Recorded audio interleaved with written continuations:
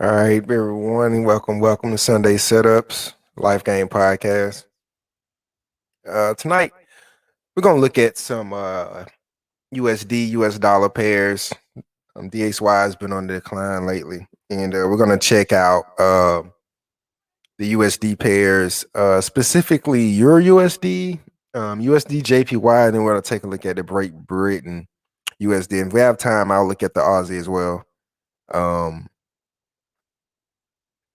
I think that's intriguing. Aussie, New Zealand is intriguing as well. So, we want a second, and let's take a look at the chart here, and we'll get into it in a second. Don't need too much data. So whenever you're looking at Forex, don't need too much data. Let me clear out some of this clutter too, so you guys can. Let me get rid of this Fibonacci, and I can kind of move these around to these new support resistance levels. And these were support and resistance levels on smaller time frames.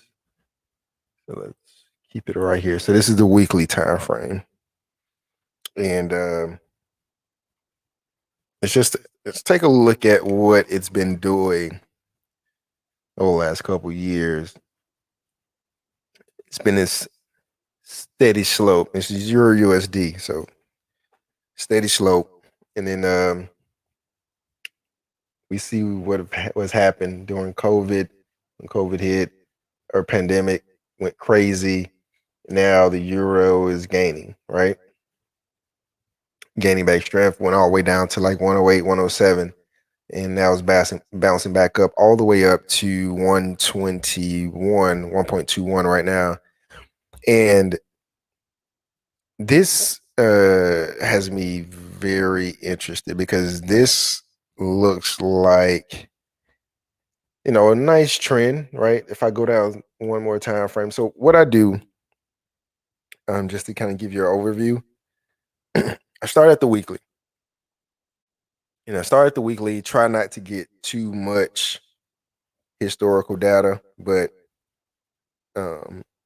if you know how to interpret it, it won't be too bad having a lot of data, but I try not to get too much, but I also understand the times that that we're in as far as the financial times. So the data. So what you want to do is definitely grab data, not too much data, but within the recent market structure. So definitely within the last year and a half, 2 years. And but when I look at the overall market, I go back a little bit more, especially when we're looking at levels. So in this case, we're going back 3 years because we had a whole mess of 2020. So I don't even, we can't even look at that as far as analyzing historical data. We can use it to play off of and find entries, but not to as an historical fact. Just use it as you can't use it as an actual historical reference, unless something like this happens again, which affects the market in the same way. So in this instance, we broke above 120. We were holding above 120. You know what I'm saying?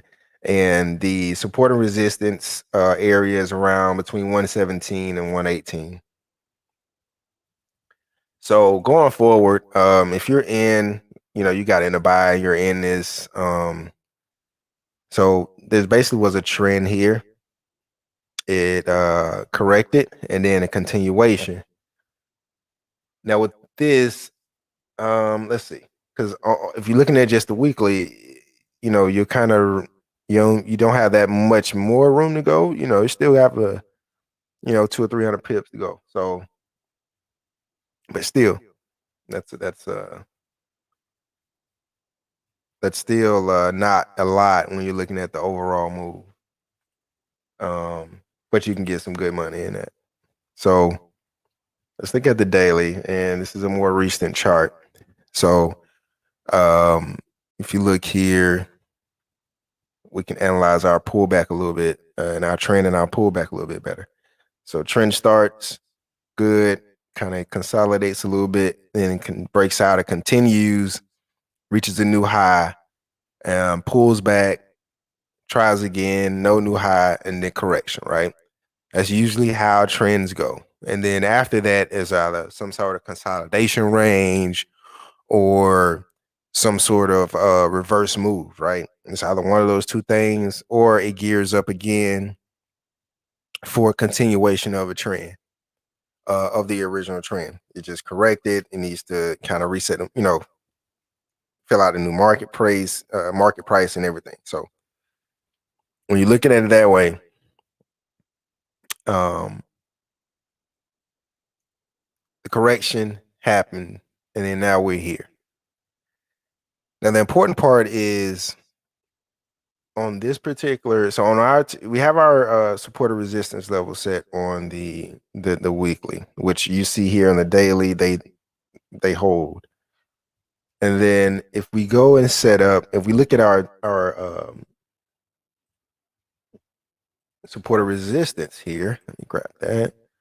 So we look at our support and resistance here on the daily. This resistance level is very key. Support level, I should say. Support resistance is very key. And this one, this area here as well. Actually, let's do this. That's not the one I want. This one. All right. So I usually, in my previous courses, I would give this. I usually do support and resistance as areas, right? So, for instance, this or zones. So this entire area could be a supporter, is a supporter resistance zone. Okay. And you can tell price respects this area a lot. I can move that down here. It's same thing. If you look between this area, this is another area. So when you start looking at it, let me make it right there. Bring it down a little bit. It doesn't have to be exact, but what we're looking at is just trying to find our important price areas. And here is definitely where one is. So on the breakout, that's where we are now. And when you want to look at, okay, if you're in a buy, you're looking good. Probably already took a little profit.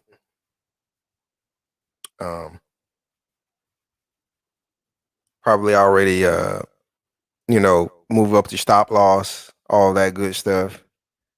And then now we're looking, okay, well, where's it going to go? Now you're in so if we're looking at this, boom, we got our crossover to 13, we got our crossover to 50, we got strong momentum up. DXY is looking like it's dying, and we have all this momentum going up. I don't see this stopping. You're gonna get some movement, right? So it's not just gonna go like straight up, right? So you're gonna get some, some of that action, something like that, right? But I believe we're going to, and just looking at the strength, I believe we're going to make some new highs. Let's go down to the 4-hour and confirm. So you see these support and resistance level even more here. You just see how they just hold the smaller time frames tell you the story. Respected, breakout. And so this is our breakout here on the smaller time frames, 4-hour to the 1-hour, right? And like I said, we got 200 or 300 more pips to go. You can hold it. Start to looking to get out around 123, 124 area, somewhere around in here, even between 122.5. You're going to see some pullback. You guys understand how the market moves. you're going to see some some pullback, people taking profits and stuff around that area, around 122. So just be expected of that. Be aware of that. If you're looking at it long term, if you're just trying to get out, you're up money now. If you're good money now, you're up. If you're already in, if you're not in, I would not hop in until I get some kind of pullback on the smaller time frame out of the 4 hour and the 1 hour. Like this is way too, like this would have been a good entry here, right? So you're looking for something like that, and then you'll set your level, maybe a limit order, and then let it go from there. Have your ratios, your take profit, your stop loss, and you go from there. One second. Excuse me. Be right back.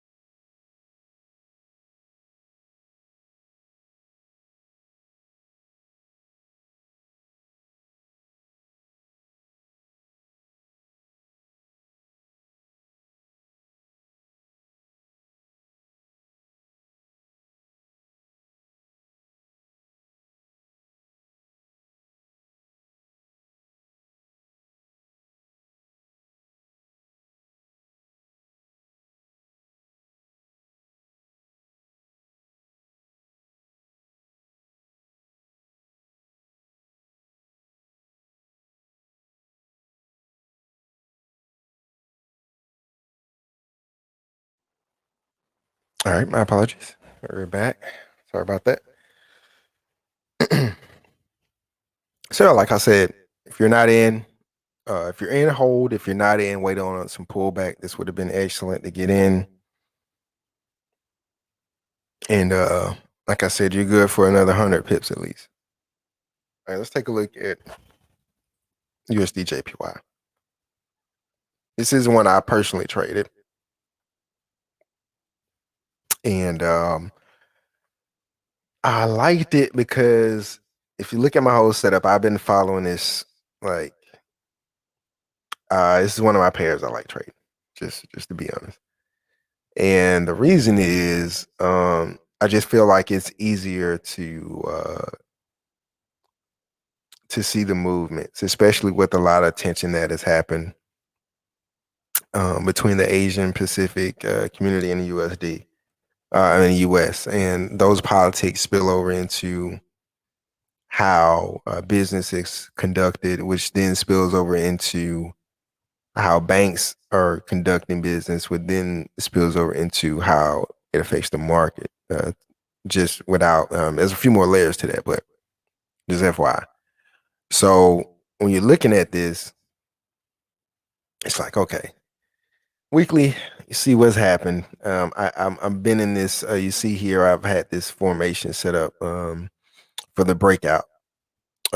So I've been, again, this is one of the pairs I like. Let me get rid of some of these support resistance levels. We can redraw them whenever we want. So here on the weekly, you see where we are. We're at 107. We have this good run up at the beginning of 2020 with all the vaccine and and everything, right? That was just, we're getting back to normal and all that. And then as soon as we switched over to March to April, you see what's been happening there. As soon as April hit. So I'm not sure what's going on as far, I mean, I know what's going on, but as far as what would cause that specifically, right? But it doesn't matter because we're looking at the chart. So and all of the USD pairs were all starting to tank around, take a hit around the same area. If we look back at the beginning of April, that's when the move started here. for the euro, and this was a nice trend up. And we're back to the USDJPY. Let's go down to the daily. So we see, well, let's do this. Let me show you guys. Let me pull up on it. So this area is a respected area, is it not? It's respected here, it's respected here, respected here, and it's being respected now. Let's go down to the daily. You see this? So here's where the switch happened, and this is how I know we're now in the seller's market, because I'm gonna give you guys this. So anytime you see this strong uptrend, right? We have this nice trend up. Now the last move up is always the telling, right? So the last move up on a trend is telling, because this is our area we need to watch for a reversal. So meaning if it zooms, or if it zooms past this area without any stoppage or any kind of resistance from the buyers, then we're in a seller's market, right? So reason being is because we got this trend up, pull back a little bit, trend up, continuation, no higher high really, no lower low, and then boom, it takes back off, higher highs, reached all the way up to like 111, and now we're back down to 107. 107.78 or 107.70, sorry. This area, excuse me, this area was the pivotal point as far as my entry. I put it in our we have a taste group, and me and my friends would trade, and I told them I entered this. I had a limit set 1085.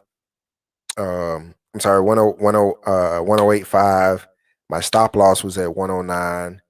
My take profit was at 1075, right? So one of those pips, and I had a stop loss at half. So it was a 2-to-1 ratio, right?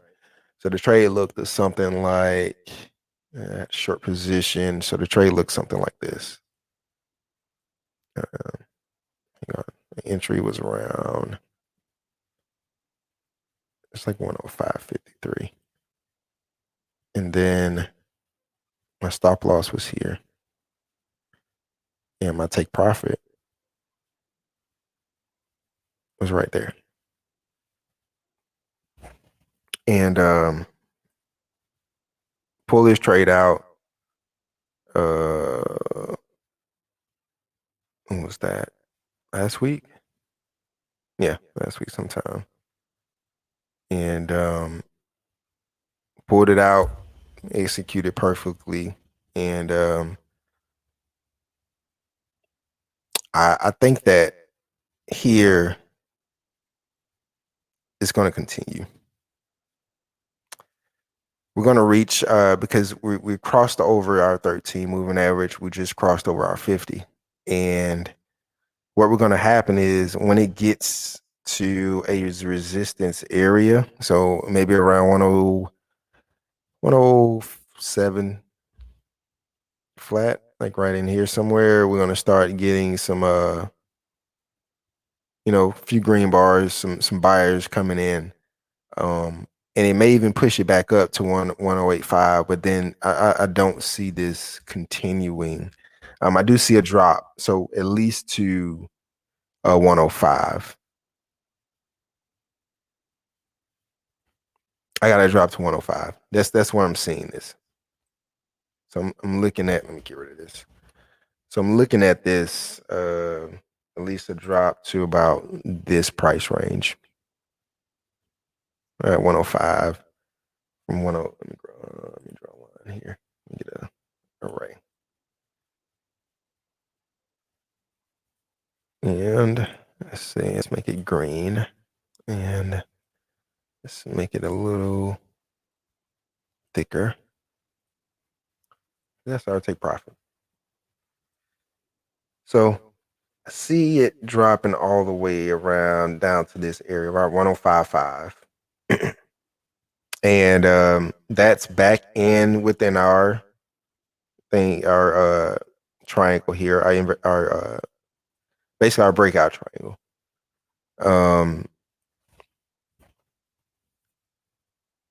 It's going to bring us back down to this area, and it actually price might hit here. Now, what we'll do at that point is analyze it then. But as far as where we are now, definitely see. I don't see USD JPY going in the opposite direction. I see this dropping a little bit more. Like I said, we do have some breaks here. This gives me a little pause for concern. Here, circle this for you because these candlesticks aren't very strong, but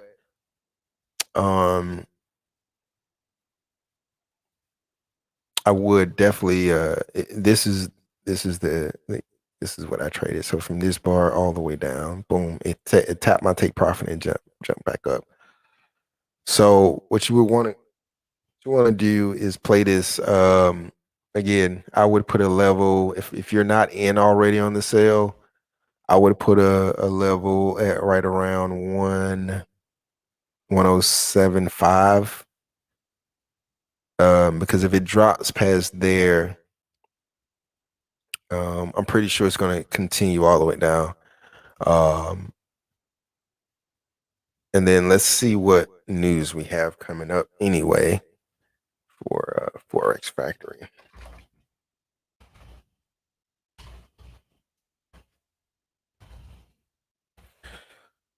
What kind of news we got coming up? Let's pull this over here.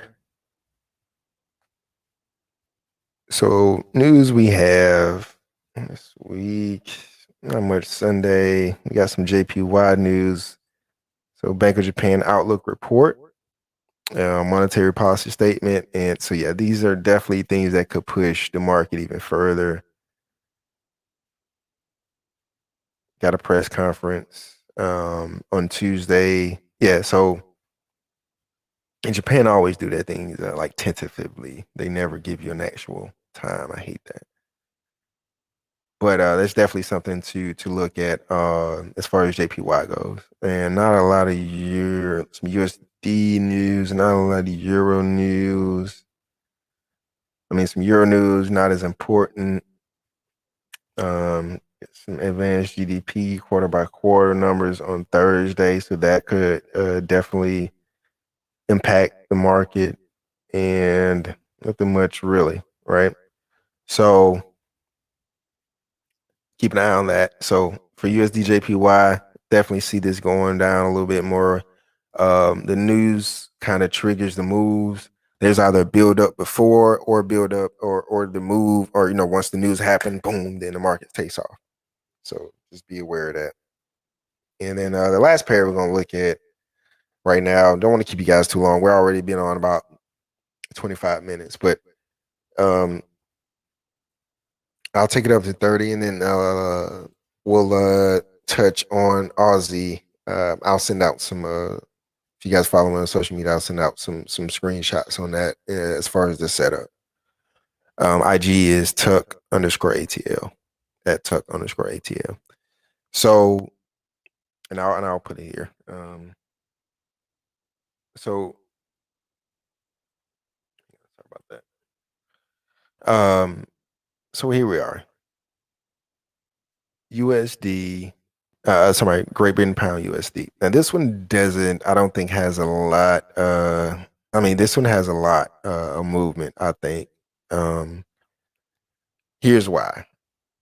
All right, I've always traded this pair, pound pairs. Usually it's Great Britain pound Japanese yen, but I also like the pound USD. And here was Brexit. Right? That's when Brexit happens. Boom. All this been Brexit negotiation talk. It's been affecting the market, blah, blah, blah, blah, blah. Like all this mumbo jumbo. And then boom, we on this uptrend. Nice uptrend here. And on this uptrend,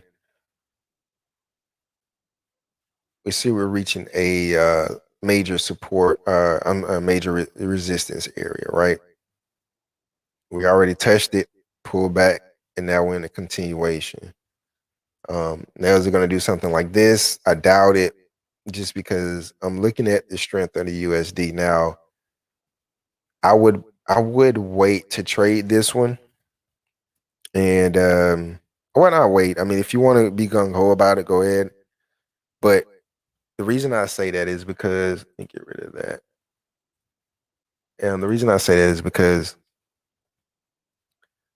we have level with this level here is basically where we've been under this level since the announcement of Brexit.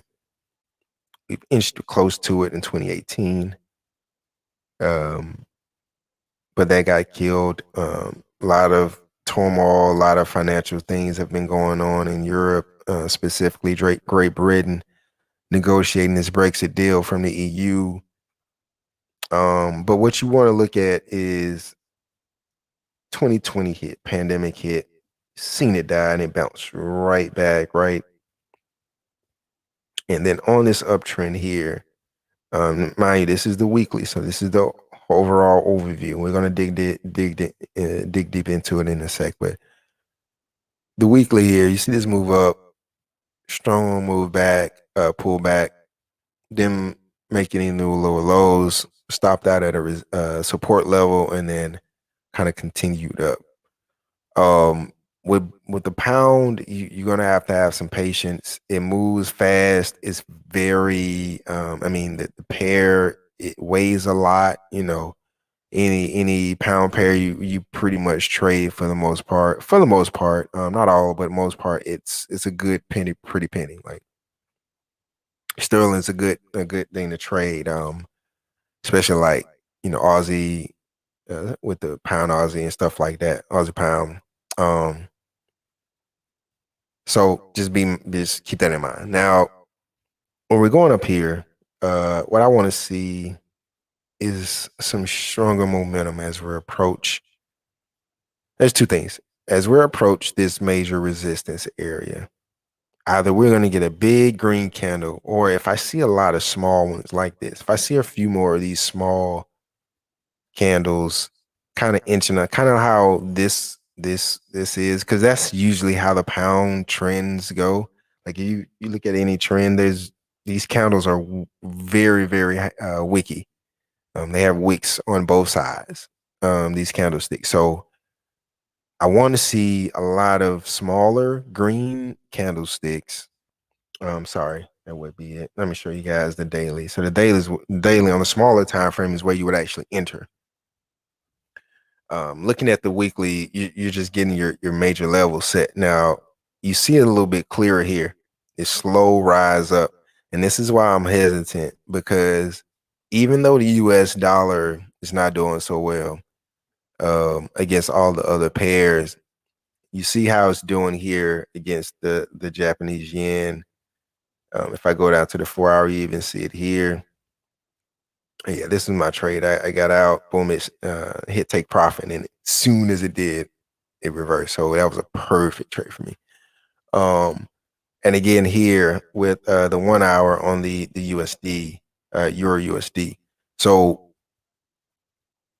those two are moving a bit stronger than this one. Why? Well, one thing is maybe the political structure, what's going on over there. Another thing, maybe the price area. Sterling's getting very expensive, and if we go back again, you see we're in that price area where it reversed before. So what we want to do is not just keep your eye on this one, because this is a trade that's going to be coming up for in the next week or two. Watch as it approaches the 140, 142 area. And that's going to tell us also within these other two, because this may be the first, so that the pound USD may be the first. So it's always one pair, right? There's always one pair. Let me get myself in here. There's always one pair that will give you the signal of either reversal or continuation of the trend. there's always one pair. You may not be, it's a little bit murky with the others, but there's always this one pair that is glaring. He's like, oh. The reason being is because it's from what I've seen in the market, just my you know, 3 or 4 years of trading, this particular pair, especially pound USD, this particular pair, I mean, it moves. And it moves, but it's expensive. And so just be mindful of that. And when it as we approach this 140, 142 area, on the smaller time frames, let's go down to the hour. It's just gonna skip over it. You see this. I mean, we've crossed over. We do have a bit of an uptrend. I would see how it approach, and you see this strong area resistance, supported resistance here. We'll put our rectangle. Boom. Whoop. Let's do that. Let's try this again. There we go. That's our support and resistance area right there, for the most part. Right. And so that's where we're approaching it, and you see it's already reacting to that price area. So I would just yeah, this is one I would just keep an eye on going forward, as it approaches. So if it approaches 140 and starts to show signs of a reversal, as it's already, I mean, this sell was very strong.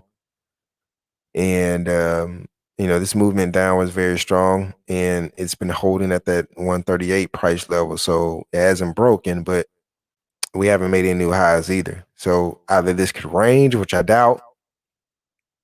Looking at the market structure right now, but either it ranges or we get a like a breach into the belly here, like a wick, and then we reverse, or we get a breach into the belly, and then we get these, like I said, those small green candles that lets us know that the reversal is coming. Like our sellers are not, you basically want to judge and gauge the movement between the buyers and sellers, and that lets us know our sellers are not in control. If we're all, we're inching up, and then boom, something could cause the breakout.